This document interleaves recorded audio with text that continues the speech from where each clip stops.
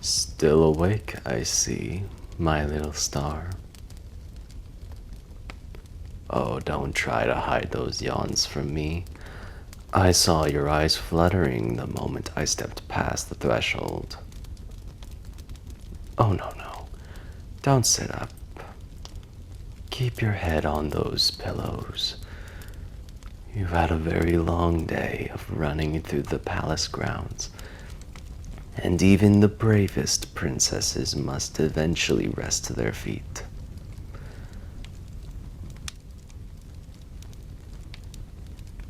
Oh, you want a bedtime story?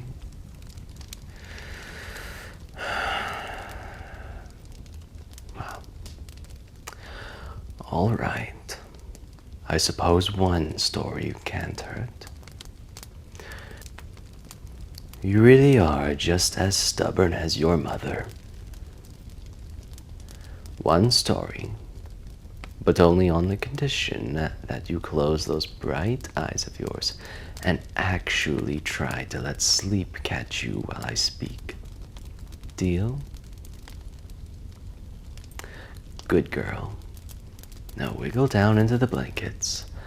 Let the warmth take you.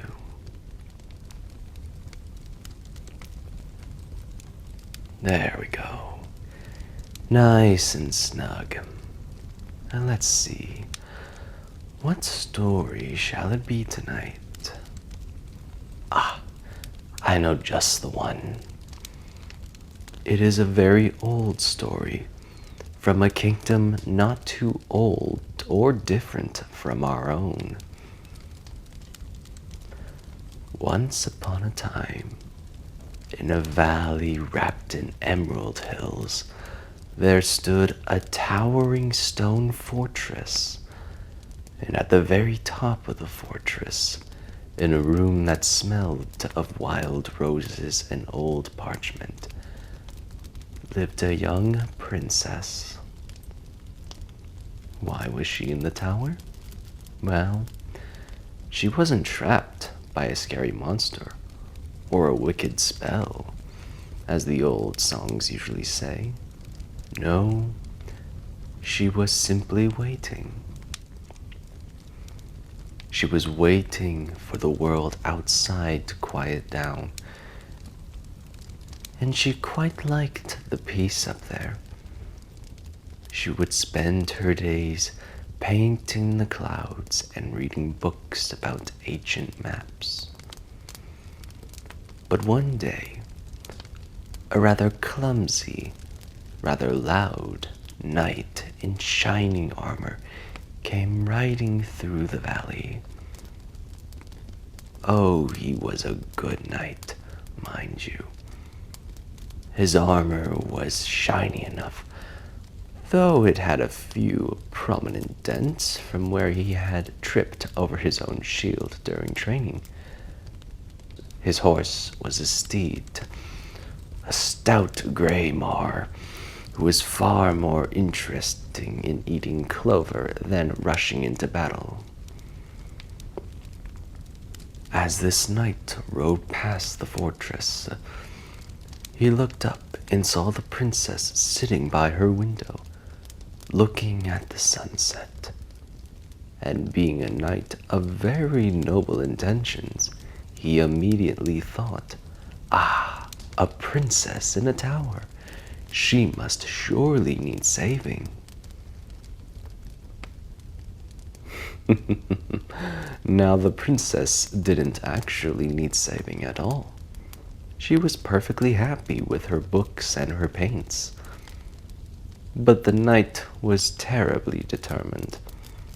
He dismounted his horse, adjusted his helmet, which immediately slipped down over his eyes, and began his grand march toward the fortress gates. But oh dear, he forgot to check the ground. Just as he took his third heroic step, his boot caught on a sudden tree root, and clang! Down he went, rolling right into a patch of soft, wet mud. up in the window, the princess heard the tremendous racket. She leaned over and saw this poor mud-covered knight sitting in the grass, trying to wipe the muck off his visor. She didn't laugh. Well, perhaps she giggled just a tiny bit behind her hand, but she felt very sympathetic. So, she called down to him, "Sir Knight, are you quite all right down there?" The knight, red-faced beneath his helmet, scrambled to his feet, gave a shaky bow, and declared, "Fear not, fair princess. I have come to rescue you from your terrible confinement." The princess smiled, shook her head, and pointed to the very front of the fortress. "That is very brave of you, Sir Knight. But you don't need to climb the walls. The front door has been unlocked this entire time." The knight looked at the big wooden door, saw that it was indeed standing slightly ajar, and felt rather silly. But he walked right in, climbed the winding stone stairs, and when he finally reached her room, he wasn't angry or proud. He simply offered her a beautiful wild daisy, a daisy he had picked from the valley floor.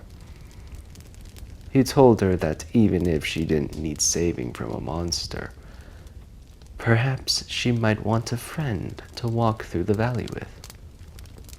And the princess decided that was the best kind of rescue there was. She didn't need a hero to fight dragons. She just wanted someone kind to share the sunset with. They walked out of the fortress together, side by side, and the knight, though he still tripped over his shield from time to time, always made sure to hold the branches back so they wouldn't scratch her dress. And so they lived very quietly and very happily. No grand wars, no scary monsters. Just simple, sunny days in the Emerald Valley.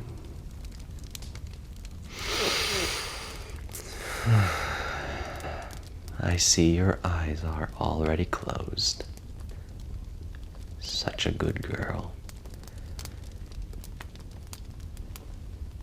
You don't need to worry about the big, loud world out there tonight, my love. Let the knights and the princesses in the stories guard the valleys. Here, in your room, the hearth is warm, the castle walls are strong, and your father is right here beside you. There is nothing in the dark that can reach you.